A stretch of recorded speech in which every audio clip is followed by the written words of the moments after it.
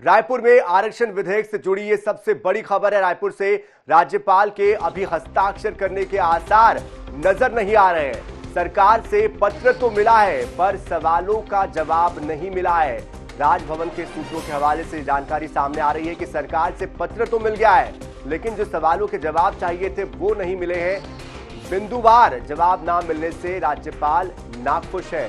सूत्रों के हवाले से ये बात निकल कर आ रही है। सामान्य प्रशासन विभाग के सचिव कमलप्रीत सिंह ने पत्र भेजा था। राज्यपाल के सचिव को ये पत्र भेजा गया था। शासन ने सवालों पर संविधान के प्रावधान का हवाला देकर असहमति जताई है। तो ये समझने वाली बात है ये है कि शासन ने जो सवाल राज्यपाल ने पूछे थे उसको लेकर ये कहा, सवालों पर जो सवाल पूछे गए थे संविधान के प्रावधानों का हवाला दिया गया है और इस पर असहमति जताई है। राजभवन और सरकार के बीच अब टकराव बने रहने के आसार है।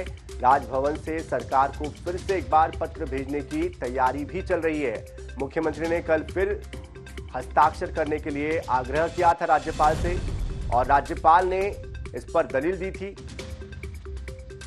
अनुसूचित जाति के 58% आरक्षण, सुप्रीम कोर्ट ने 58% आरक्षण के अवैधानिक ठहराया तो 76% वैधानिक कैसे हो सकता है। ये राज्यपाल ने दलील दी है कि जब सुप्रीम कोर्ट ने 58% आरक्षण की जो सीमा है उसको असंवैधानिक अवैधानिक ठहराया है, ऐसे में 76% जो आरक्षण है वो कैसे वैधानिक होगा।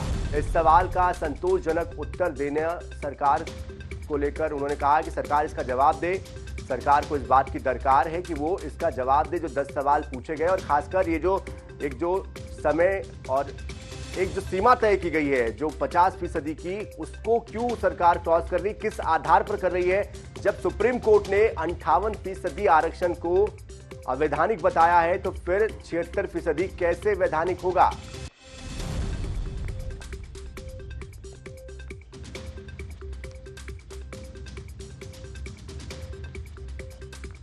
तो राज्यपाल ने जो सवाल पूछे हैं वो भी आपको बता देते हैं। क्या संशोधन विधेयक पारित करने के पहले एसटी/एससी के संबंध में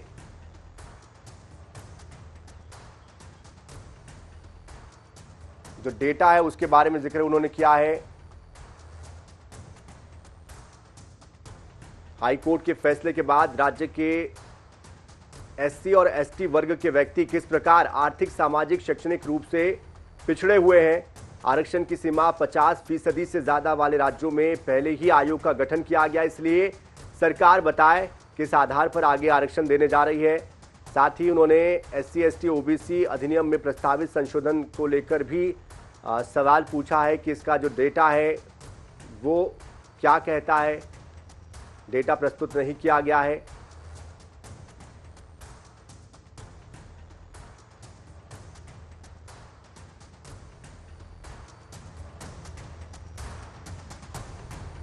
तो आर्थिक रूप से कमजोर लोगों का विधेयक में इसके बारे में बताया नहीं गया है। यह भी कहा जा रहा है क्या संशोधन विधेयक पारित करने के पहले ST/ST संबंध में डाटा संग्रहित किया गया। तो 10 सवाल पूछे थे राज्यपाल ने और अब सरकार ने जो पत्र भेजा है उसके बाद फिर से एक बार एक बड़ी खबर रायपुर से आ रही है। आरक्षण संशोधन विधेयक पर सीएम भूपेश बघेल का बड़ा बयान आया है। विधानसभा से राज्यपाल का विधिक सलाहकार बड़ा हो गया है। तो सीएम भूपेश बघेल ने एक बड़ा बयान दिया है। उन्होंने कहा कि विधानसभा से राज्यपाल का विधिक सलाहकार बड़ा हो गया है। राज्यपाल हस्ताक्षर नहीं करने का बहाना ढूंढ रही है। वैधानिक संस्थाओं को कमजोर दिखाने की कोशिश है। प्रदेश की जनता के हितों का हमने ध्यान रखा है। राज्यपाल का ईगो सेटिस्फाइड करने सवालों का जवाब दिया गया है। सारे अधिकारी विरोध में थे क्योंकि संविधान में ऐसी व्यवस्था नहीं है। अब राज्यपाल कहती है परीक्षण कराओगी, विधिक सलाहकार को खोजना पड़ेगा जो विधानसभा से बड़ा हो गया है। सुप्रीम कोर्ट, हाई कोर्ट परीक्षण करते हैं, विधिक सलाहकार परीक्षण करेंगे, ये बेहद दुर्भाग्य है। इसके विरोध में कांग्रेस 3 जनवरी को महारैली करेगी।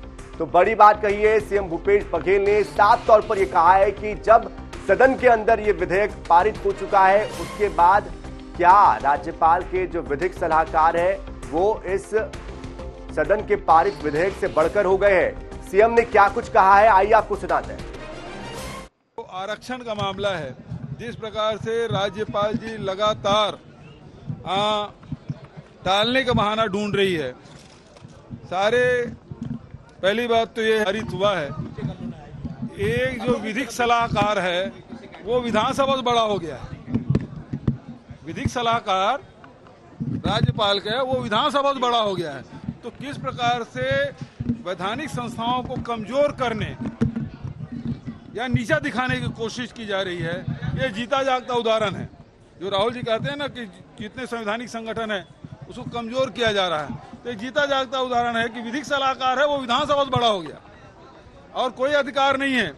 सारे अधिकारी मेरे इस बात पे विरोध में थे कि राज्यपाल ने जो 10 सवाल भेजे हैं उसका जवाब देना है, क्योंकि संविधान में ऐसी कोई व्यवस्था है ही नहीं। फिर भी मैंने राज्यपाल की जिद को ध्यान में रखते हुए छत्तीसगढ़ के 3.25 करोड़ जनता जो आरक्षण में, चाहे ईडब्ल्यूएस हो, पिछड़े वर्ग हो, अनुसूचित जाति हो, जनजाति, सबके लिए तो वो लागू हो जाए और कम से कम इसका जो ईगो है वो सेटिस्फाई हो जाए, इसलिए मैंने जवाब दिया। लेकिन अब फिर से वो बहाना ढूंढे, परीक्षण कराऊंगी। मतलब विधानसभा से बड़े हो गए वो विधिक सलाहकार। हम तो विधिक सलाहकार को पकड़ लेते, फिर तो कौन है भाई, वही खोजना पड़ेगा। वो विधिक सलाहकार कौन है जो विधानसभा से बड़ा हो गया? जो काम यदि परीक्षण करना है तो वो कोर्ट परीक्षण करती है, हाई कोर्ट है, सुप्रीम कोर्ट है, वो काम वो विधिक सलाहकार करेगा और इसी कारण से रुक रहा है। ये बेहद दुर्भाग्यजनक है। और इसलिए प्रदेश कांग्रेस कमेटी ने तय किया है कि 3 जनवरी को एक बड़ी रैली प्रदेश कांग्रेस कमेटी के नेतृत्व में यहां निकाला जाएगा। तो 3 जनवरी को बड़ी रैली निकालने की बात भी कह रहे हैं सीएम भूपेश बघेल। और जिस तरह से विधिक सलाहकार को लेकर उन्होंने बात कही है, उन्होंने साफ ये कह दिया है कि जब विधानसभा के अंदर विधेयक पारित हो गया है उसके बाद ये कहा जा रहा है कि विधिक सलाहकार इसका परीक्षण करेंगे, ये बात समझ से परे है।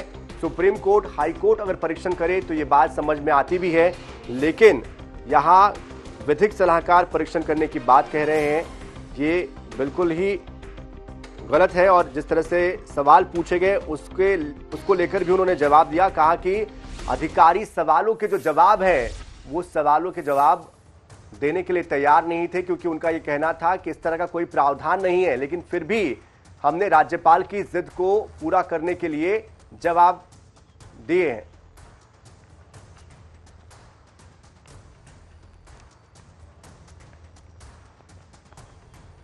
तो इस पूरे मामले को लेकर अब रार थमती नजर नहीं आ रही है।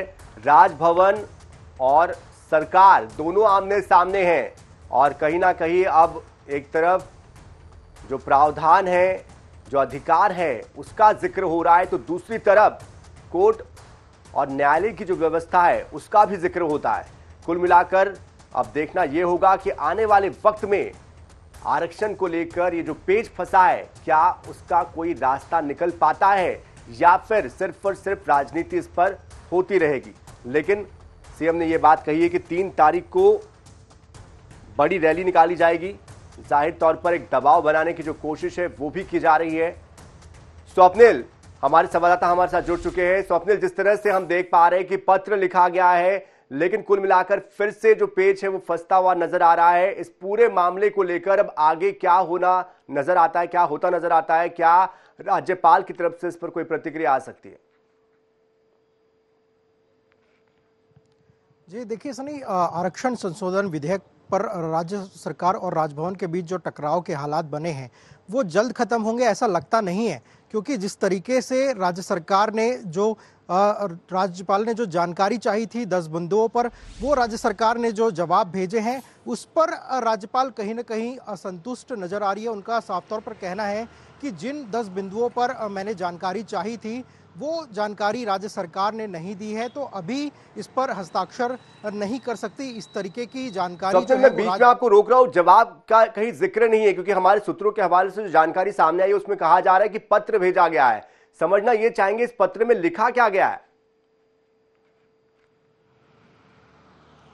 आज देखिए, जो पत्र भेजा गया है राज्य सरकार की तरफ से उसमें जो आधार 76% आरक्षण को लेकर जो आधार है उसकी कहीं ना कहीं जानकारी जरूर दी गई है, लेकिन राज्यपाल ने जो 10 बिंदुओं का जिक्र किया था, जो 10 बिंदुओं पर जानकारी मांगी थी, कि उस पर कहीं ना कहीं जो राज्य सरकार ने जानकारी नहीं दी है। और राज्यपाल ने सीधे सीधे दलील दी है कि जब 58% आरक्षण सुप्रीम कोर्ट में जो है वैधानिक नहीं ठहरा, अवैधानिक करार दिया है, तो जो 76% आरक्षण है वो कैसे वैधानिक हो सकता है। तो इसका सीधा सीधा जवाब जो है वो राज्यपाल ने सरकार से पूछा है।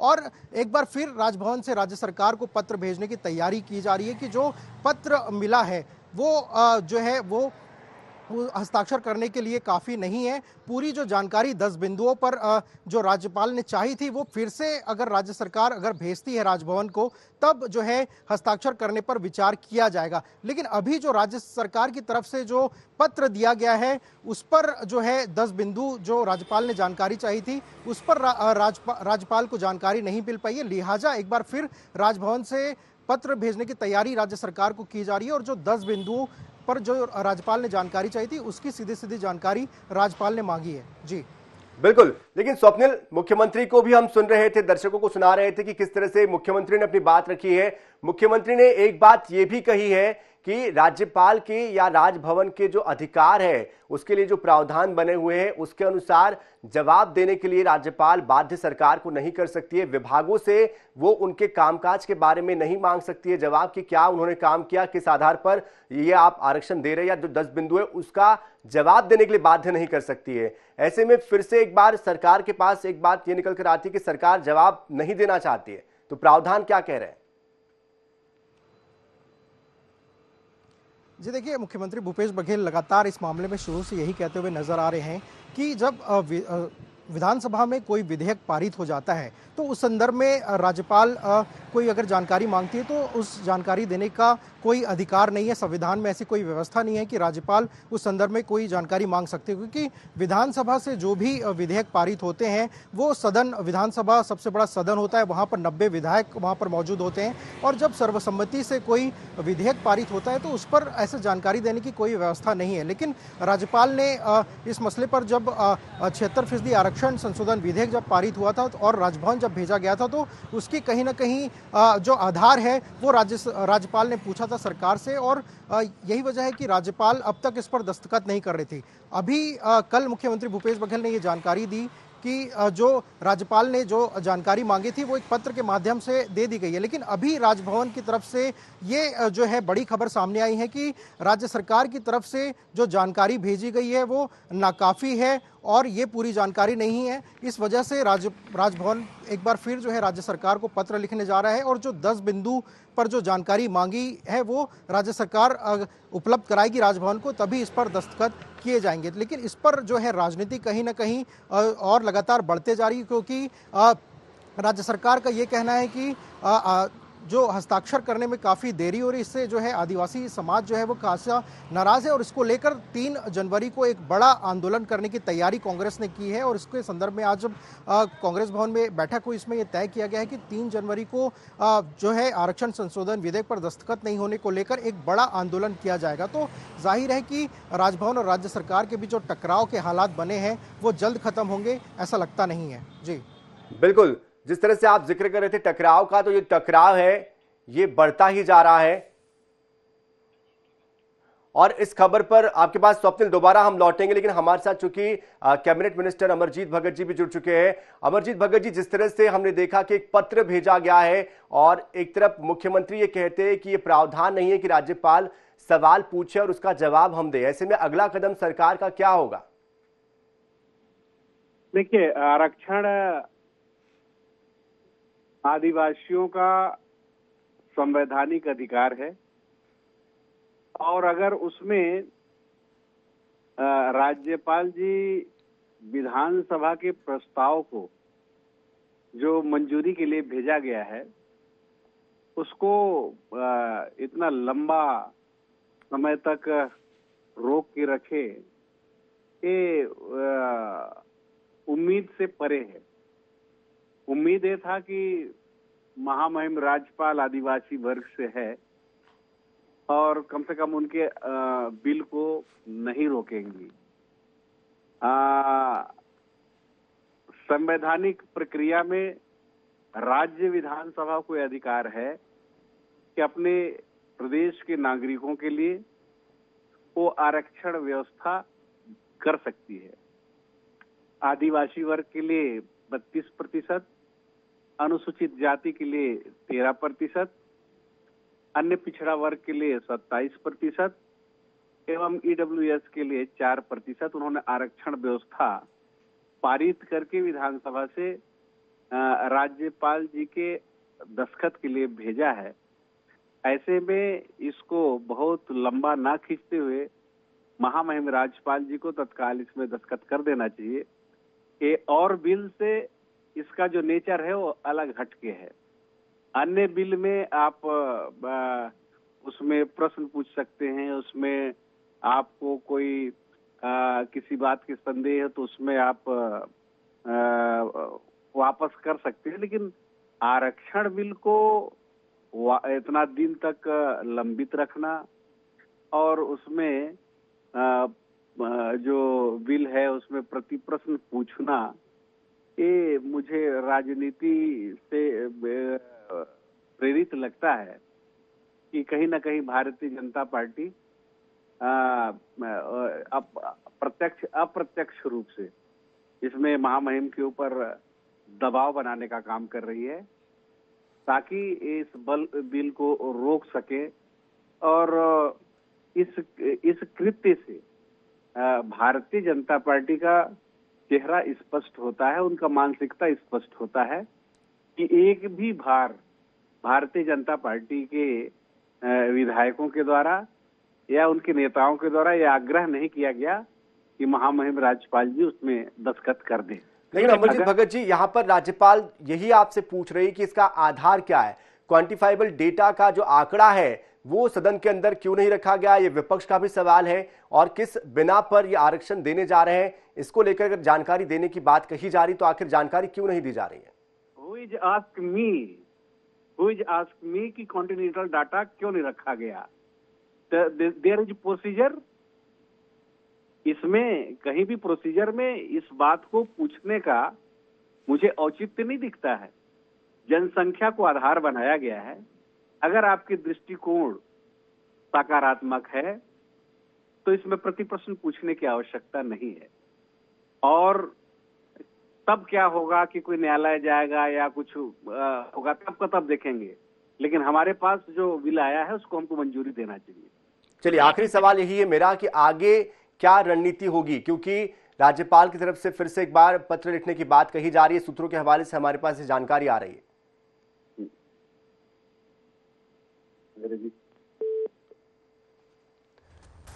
चलिए, लगता है संपर्क उनसे टूट गया है, लेकिन कुल मिलाकर अमरजीत भगत जी जो कि कैबिनेट मिनिस्टर है वो ये कह रहे थे कि सरकार ने अपना काम कर दिया है और अब राज्यपाल को अपना काम करना है, उन्हें जल्द से जल्द हस्ताक्षर कर देने चाहिए। तो इस मामले पर आगे देखना होगा कि किस तरह से प्रतिक्रियाएं आती है। स्वप्निल हमारे साथ जुड़े थे। स्वप्निल, बहुत बहुत शुक्रिया हमारे साथ जुड़ने के लिए। आगे भी अपडेट्स आपसे हम लेते रहेंगे, लेकिन ये जो पूरा मामला है ये कहीं ना कहीं अब दूर तक जाता हुआ दिखाई दे रहा है और 3 तारीख को महारैली करने की बात कांग्रेस कह रही है। फिर से एक बार जो दबाव की राजनीति है वो होती हुई दिखाई दे रही है। साथ साथ आपको हम ये भी बता दें कि 5 और ऐसे राज्य हैं जो कि 50% सीमा से आगे आरक्षण दे रहे हैं और इस संबंध में कोर्ट में उनका भी केस चल रहा है। तो यहां अनुसूची 9 का भी हवाला दिया जा रहा है और इसी बात को लेकर एक संकल्प भी लाया गया था विधानसभा में। ऐसे में देखना यह होगा कि क्या इस पर आगे बढ़कर हस्ताक्षर हो पाते, क्या राज्यपाल के बाद राष्ट्रपति के पास से जाएगा ये पूरा मामला और क्या इस पर हस्ताक्षर होंगे या फिर सिर्फ और सिर्फ इस पर राजनीति होती रहेगी।